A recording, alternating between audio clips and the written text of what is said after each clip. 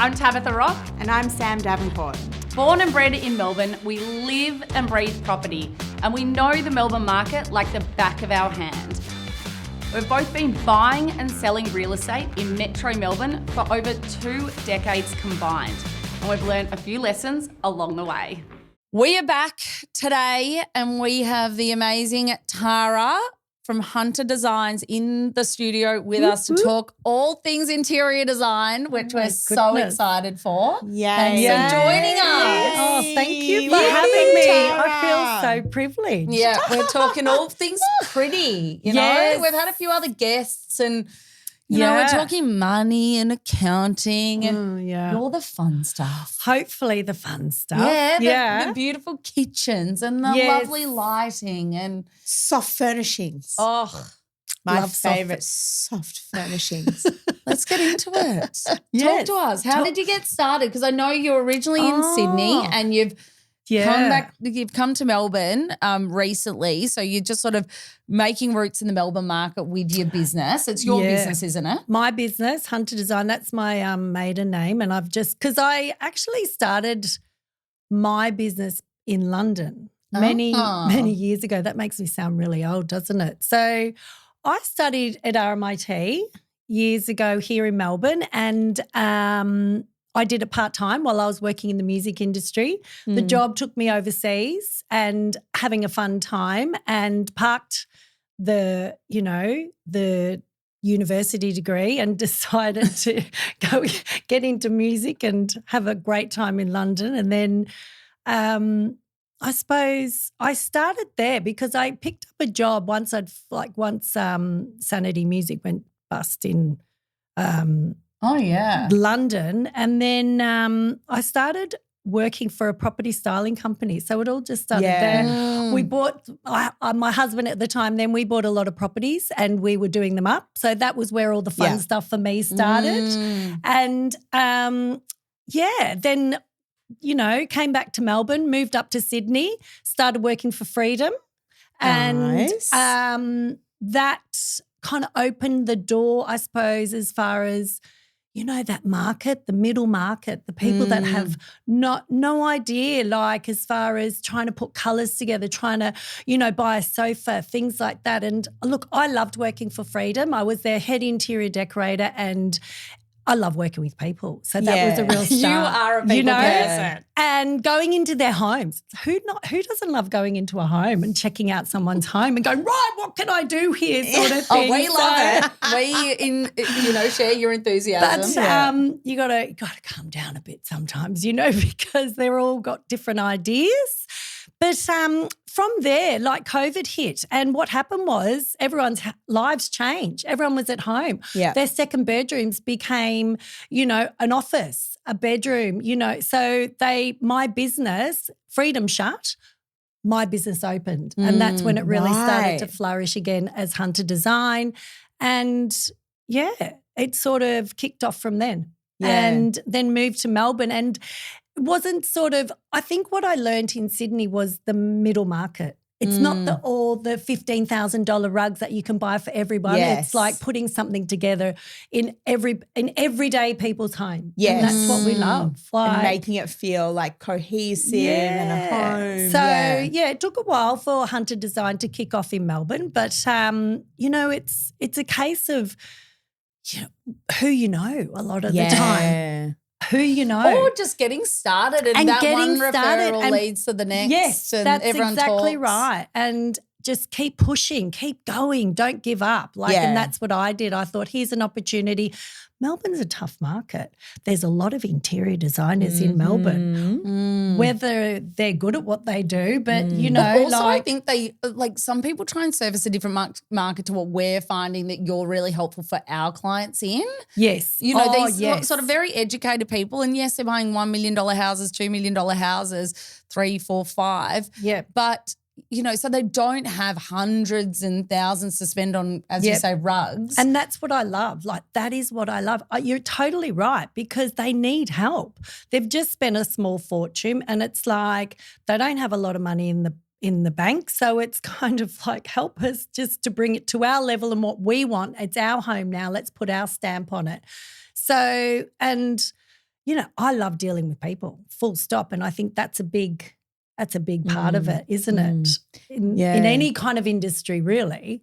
Yeah, So, exactly. Yeah. And how are the people generally finding you? Like, is it from past clients, or is it you've got word of relationships? mouth, Word of mouth, builders, family. It's just contacts. Yeah. And just getting out there and talking. Yeah. Talking to who you meet. That's what I find. It's like, don't be afraid. Hey, this is what I do. I can help you. I've had a couple of locals. I'm in the Bayside area, and I've had a couple of locals that have been on Facebook pages Google or okay. Google. Love Google. Really? Google's great. Yeah. Yeah. So I was quite excited when someone went, "Oh my God, you're local." I'm like, "Oh, so are you?" Yeah, because here I am shipping you off to like Reservoir. Oh my God, Greensboro, Brunswick, Heidelberg Heights, you know? Wow. Heidelberg Heights? Heidelberg Heights. No, she doesn't. No, that's new another. townhouses. That's townhouses, yes. But and builders, like there's a local builder which I'm getting into bed with now, which is really good, and local, not so to speak. Well, you got to do what you got to do nicely. Yeah. Cut that. No, that's making me hot and flustered. I don't know about you, Tara. Oh my goodness gracious No, me, girls. Okay, so builders, past clients. Yeah, that makes sense. Because you do, I mean, you mentioned buying rugs, and then you've mentioned sort of, well, maybe we have or haven't, was that pre the start of the show, but light fittings and things. Yes. So you do everything from sort of door handle selection to kitchen fit outs to layouts to choosing couches. Well, like take, for example, a property I'm working on at the moment. It's like, they want to do a new island bench in their kitchen. So, how's the joiner going to do that? They need to see a floor plan. So you got to do the floor plan. You got to do an elevation drawing. You got to have the measurements. Oh, my God. And then put the colour together. And then what handles, what this, what and you that. do all of that. You do all the floor of that. plans. It's like a layer effect. So there's a lot of work that goes in the back of being, an interior designer, and it's not all fun stuff. Like you can sit in front of your computer all day and just go, oh my God. Yeah, because I think there is a common misconception with interior designers that they only do soft furnishings. The fluff stuff. Exactly. I would but love to. in fact, they're calling it now interior architecture. Yeah, so at uni, that's the course name is now interior architecture, because you do the architectural drawings. Yeah. Look, if you wanted to work, like Freedom have interior decorators, and that is fluff because you go, it's what you're selling their product. And couches. Yeah, that's what they're selling. Yes. But what I found was I was going into people's homes, like, what colour should I paint on the walls? Should I move that kitchen? Should I do this? And it's further beyond like Freedom. So today, that's what we do. It is interior architecture. Whew. Your fees have just doubled. Yeah. But I love it. Like I get so excited putting a scheme together for a client, if they like the scheme. But they do normally because you start. I think you get some ideas around what they're interested in. Brief. You have to get their brief. You have to listen to them. It's a big thing. And I've got my own ideas, but they've got their ideas, and it's not about me. It's about them, and it's about their home. And I will try and persuade them based on the home, the whole home, the other colours that we're working with, fixtures, fittings, floorboards. We've got these bright red Kauri wood floorboards we're dealing with. It's like we've got to bring a bit more warmth in, not just white on these. Woo. So, you've got to make the surroundings make sense. So, but it is all about what they want. Yeah, it's so funny because obviously you go into, even just friends' homes, or obviously for us, clients' homes, vendors' homes, all of these things. And sometimes they're stunning, but it's just I would never purchase any individual thing in the room, but it looks beautiful. Yes. So everyone has such a different taste. Oh, yeah, totally. And it's working in with that. But what do you think some of the biggest trends that you're seeing sort of emerging at the moment, and what do you feel like should be left behind? Okay. Marble, stone, big fat veins. You know, love or hate? Love. Yeah. Love. Oh my God. Different colours, kitchens, bathrooms, lounge rooms, furniture. It's everywhere. It's fantastic. Like, what? Deep vein, like a deep vein. Colours in couches. Terracottas, gold in the stone. Warmth, Warmth. I'm finding a lot more warmth. A lot more warmth. We're coming back to red. Red is rich. Burgundies, because what's the colour of the year? Yeah, I think Mocha. it's like a really warm brown. It's beautiful. And if you actually think about, I think mocha and I just go, oh my God, that just goes with so many colours. Yellows, dusty pinks, burgundies. Yes. And, you know, you can put that in a wallpaper. You could put that in a cushion. It's like, how far does a client want to go? How far do you want to push them, sort of thing. But what's going out? Black frames, window black frames, you know, those indoor indoor black doors, an internal steel door. Wrought iron. I think with fluted glass gone. Oh no, I love that. I know, I love it, but I think you think it's on its way out. You know, I just envisage painting that in the mocha. Ooh, that could be nice. Soften the room. Soften. Nice. I would not do that. But really? I'm not very good at interior styling. Like I can sort out a floor plan pretty well. Yeah, but you can, girl. You can. I've seen your picking the soft and the couches and the rugs and the colours and the finishes. Well, if you think about it, fashion, what are the colours at the moment? Browns. Yes, exactly. It's so the same. I went to a wedding. Yes. This is how, I'll tell you the colours, because I went to a wedding with some very beautiful, very trendy girls on the weekend. Brown, red, black. Yep. Really? Not one dress was outside of those three colours, not one. Wow. What were you brown, wearing? red, black. Black, baby. Black. Beautiful. Always black. Yeah. But brown and red. And red. Bright red. Yeah. On multiple girls. Yes. Beautiful. Looked amazing. Very, very. And I was going to say boucle. Boucle's out. Boucle's gone. If you've got an old boucle chair, this is a studio. These need to go. It's got to go. It is. Do you know? But this is my stress about fashion and trends. Isn't this wasteful then? Well, but this is where you've got to be careful about following the trend, right? Yes. So this is what I use this example to people. I feel like you're going to love this. So tell me. So you know tiling, right? Yes. 4 tiles in a bathroom, highly patterned, almost Grecian style. Yes. You know what I'm talking about? Yes. Dates it to renovation in 2016. Yes. So you don't want to use something that can put a timestamp on when that renovation or when that work was done. You want it to be timeless, of course. Yes. So using anything that's of the moment. So those tiles were very of the moment. I tell you, I was this close to using them. Oh my gosh. But then I was like, no, not of the moment. More neutral, more timeless. And neutral doesn't mean white and grey. No. It just means less I don't know. I agree, because if you think about what's the border that people put in, the burgundy border they love to put in a bathroom. It's like that. You know, if you see and it's got I've not seen this. Oh, or the patterned. The patterned a little border. Narrow, thin tile from it was in the early 90s. Yeah. And you walk into a bath and you go, yeah, no, okay, that's got to go. Got to go. You know, now that's what we think. But you're right. It's like things like this, like the chair, the boucle chair, is easier to dispose of than a tile on a tile on a bathroom. A tile on a bathroom wall. So, you know, I see what you mean. It's like fashion. How often do we go, right, I need to update the wardrobe? It's the same as need to update. Enough. Yeah, I know. Time. But yeah, that's how I sort of see a lot of people today. They want to keep their homes pretty neutral, but it doesn't mean the white and the grey. I think grey's grey. Who likes a cool grey these days? Cool grey. No. Millennial grey. Bring me a natural white now. with a mocha and a dusty pink. But even like lexicon white was being used and so much. Gone. Really? Gone. It's like if you have painted your house in lexicon, you're in trouble. You've got to change it You've right got now. to repaint. Go home now, everyone. Now? Natural white. Natural white. Because it's got a warmth in it. Warmth. It's all Everything about is warmth. Texture. Yes, texture. But in saying natural. that, natural texture.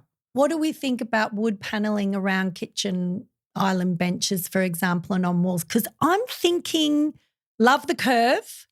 Love the curve. If it's curved, got to you're get fine. rid of the wood paneling. It depends what colour you've painted it, but if you have stuck it on yourself, we can tell.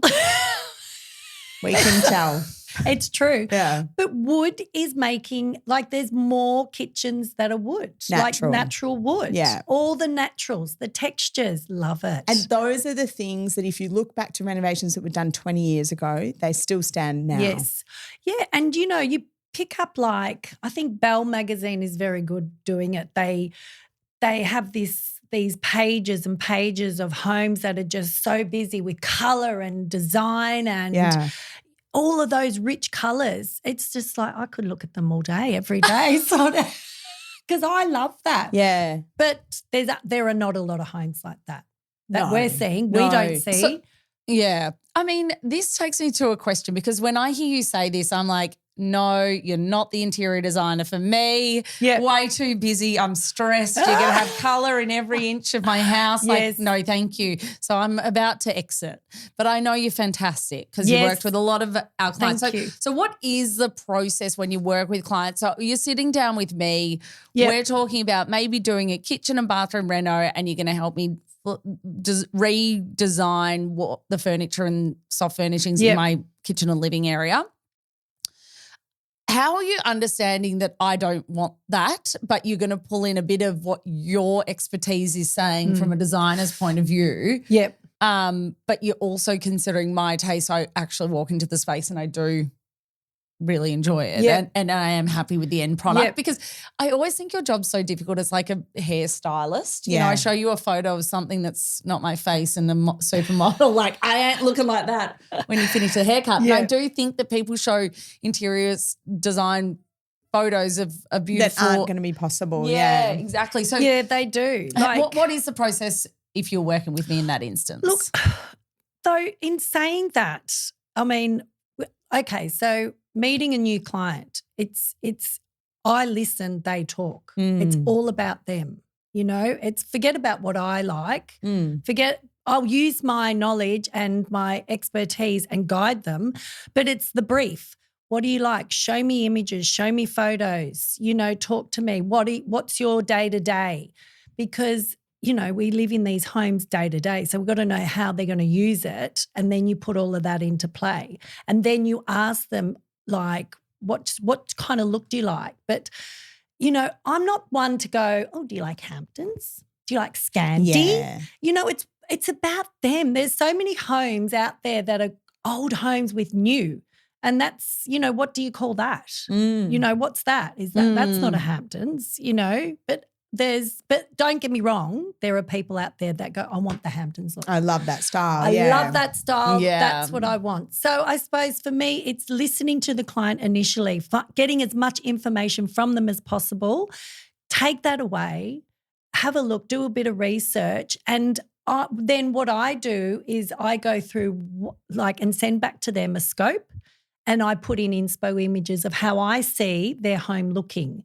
I mean, I'm pretty visual. If I see something that I think would work in their home, I will let them, you know, I will show them based on what they like.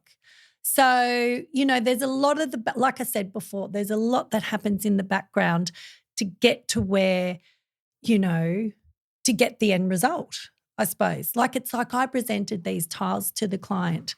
They loved the tile. They hated the colour. I suggest, like, but these are the new colours. Like, come on. Yeah. But it's not what they want. They want a blue. That's okay. Yeah. Like that's, so you work around it. But, you know, it's, at the end of the day, it's not about us, me. It's them.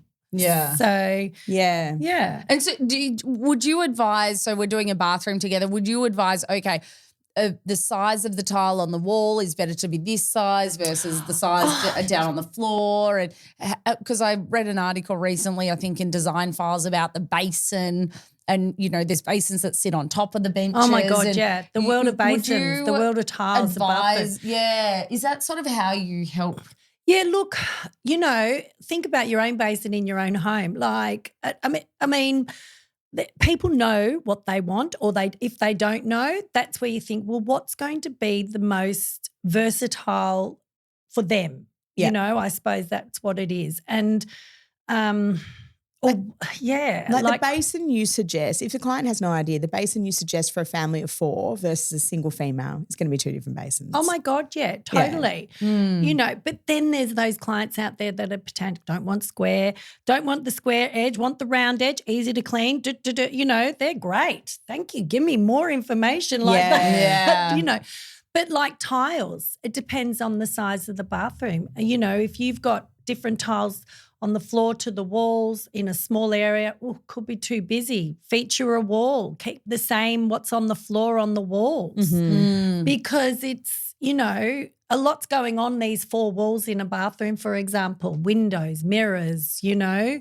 So, yeah, it's like there's not a format, but, you know, there's a lot of clients out there as well that might just go, no, I don't want any tiles just on the shower area or something like that. Fine.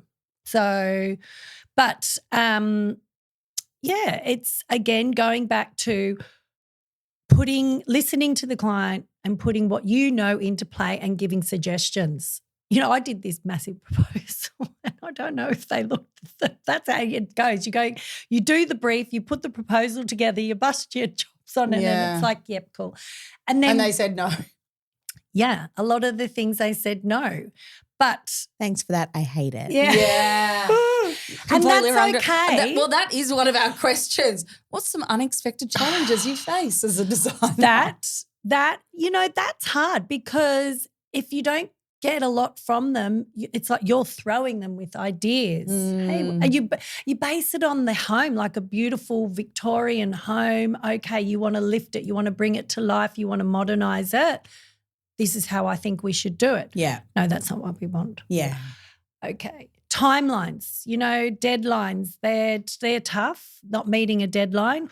There's always delays. There's always blown out costs. Once you peel back the layers of a renovation, totally. Shit. So that's why in preparation for a home, the more you can do before you start peeling back the layers to find out how much it's actually going to cost and what the problems are, it saves you a lot more. Dealing with it on the fly. Yeah, totally. And I'm probably the one that gets it, the client on the phone. Why has this gone up $30,000? You know, it's like, okay. So this is, I mean, a good point that you're actually working with anyone's builder. Yes. So they can have selected a builder. The builder's saying, hey, have you picked a basin yet? And they're looking at the builder blankly. That's when you can sort of come in and help with that design. Yes. And then working with the builder. So once you've got everything signed off as far as there's your new floor plan for your bathroom, there's your new floor plan for the renovation, for your laundry, there's your elevation drawing, these are the colour selections we're doing, tiles, everything, then all of that specifications get sent to the builder. So they have it all there. So down to the nitty-gritty of the code, the colour, you know, the PowerPoint. Yes. Like for example, like you think about it, you got electricians, you got plumbers. It's not just the builder. They've got a team that come in and a floor sander. It's like, whoo, you know. So they imagine a client if they had to deal with all of them, the trades. That'd be pretty full on. So it's kind of like sometimes I'm like you're wearing a lot of hats. The project manager, the interior designer, you know, the client. You act as the client many times, yeah. So, like, you know, we're building 3 townhouses at the moment, and you know, there are townhouses in Heidelberg Heights. Basically, we're going to flip them, sell them off. So you can't have any attachment to them. But one thing I learnt with this is the builder fixed price. Give me a fixed price.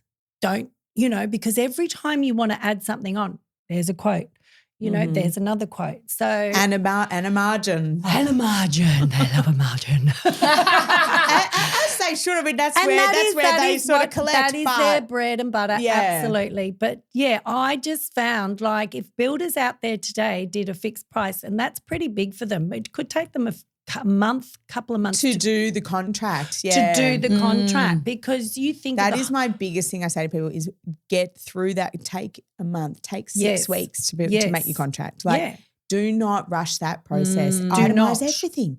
Why would you not itemize everything they're going to do for you? Yeah. Because that's what they're quoting on. I can probably answer that because a lot of people don't know what they don't know. So they actually don't know what to itemize. But if they've got the right team, they can. Yeah, absolutely. Yeah. So is that what you could help them with, itemizing a builder's contract? Oh, yeah. Like, and I mean, another part of my job is you go out there. You go to every marble factory to source. You go to a furniture. You go to Tapwares. You go to E&S Trading. Totally. You know, I'm friends with everyone out there. You know? Oh my God, I love it. So you're driving. How much fun? Yeah, so much fun. But I could hang out in E&S for a couple of hours. I reckon. I love Sam, E&S. if you're ever looking for a career change, I think I found your next career. I'll bring you to the next will be product. my end career. Yeah, Davenport Design. Davenport Design. Stop it! It has a ring. Oh my God. Watch then out, I'll you've got some act so that- competition. But then I'll act. No, we'll be together. sister wives. Yeah, but done. I'll always with this builder that you're all sleeping with. We're going to need more than one. Yeah, shit, yeah. Just sometimes I yell into the microphone. Sorry, Pat. She's excited.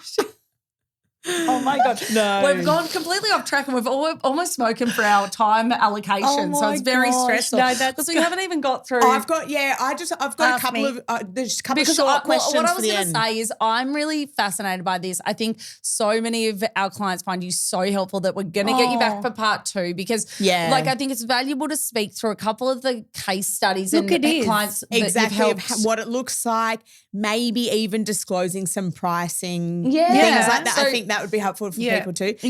But we've got some little quick questions for you. Okay. Who are your biggest design inspirations? Oh my God. Look, you know, I don't have any major ones like today, you know, but I think of the past. There was the Eames couple back in the mid-century days. Charles and Ray Eames, like they just were ahead of their time and everything that they designed was just ahead of their time.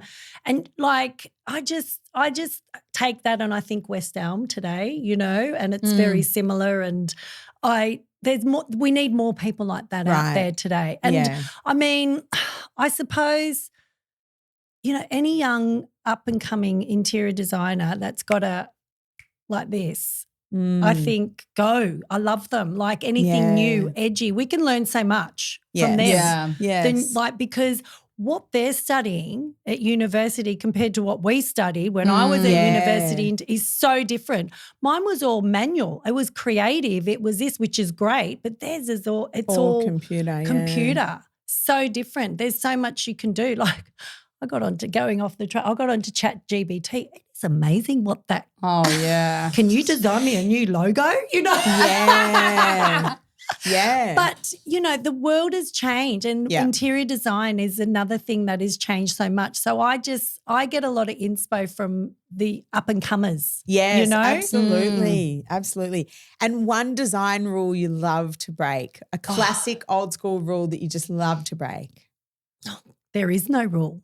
Like, do you know, there is no rule. There are no rules. There are no rules. It's like, I suppose, can I say that? Yeah, that's it. I think there are no rules. I don't walk into a house, like I said, and go, oh, it's so Scandi. Oh, what do you want, monochromatic? Like, you know. Yeah.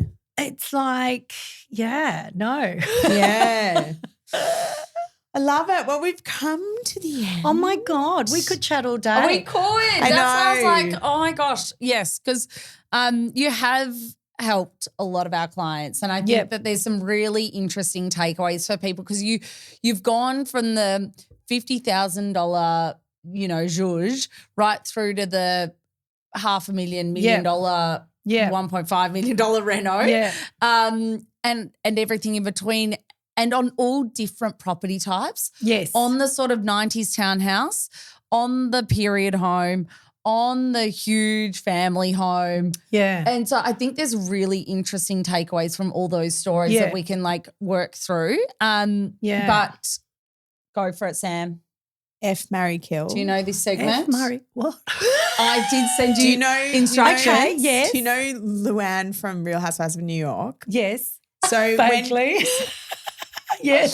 So Do you love that show? I love it. Oh my God, she loves all the Real Housewives. She's Stop actually it. So she when looks she like did her cabaret show, Yes. it was F, marry, kill, and she did it with Sonia Morgan, who is Okay. my dream woman, who actually you give me Sonia Morgan vibes. Oh my yeah, God. you actually I see Right, that. I need to go check her Sonia out. Morgan, and she's amazing. vibe. Okay, very so tell me, funny, F, very marry, funny, kill. clever.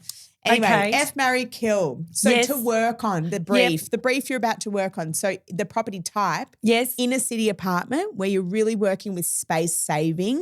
Yes. You've got to get creative in that. Unlimited budgets on all of these. Okay. Sprawling suburban home. Mm. And Like, are what we that thinking- structure can look like, Yes. you know what that is. The suburban home. Suburban home, Stocky- sprawling, yeah. big. Everything is Yeah, big. yeah, 3 yeah. living rooms, a big Yeah. bloody TV room. They've got a pool table in there, don't they? They've Yeah. definitely got a pool table. They've got a big outdoor, like covered area. Oh, They've got one of love those that. glass outdoor tables. You know, the glass, Glass. With the frame? Glass. Yes. With the The really frosty lightweight, bumpy. frosted and bumpy. Whatever that word is, like the bumpy. Yeah. That was the original What, fluted glass. The big chairs, the big chairs with the puffy cushion. Yes, with the Yeah. Always in emerald grey. Like, no, not emerald Emerald's grey. great. No, they're in the charcoal with the funny chicken. Oh, emerald green. I think you meant Emerald emerald green. location. Anyway. Yep. Or like a luxurious coastal property. Ooh, okay. Well, I think the sprawling suburban is get out of here. Oh, killing that Killing one. Pull it off. Definitely the last as a F. Oh, hang on. No, we'll You've got do to drive there to do the job. Oh, love a long drive. Do you? Marry that.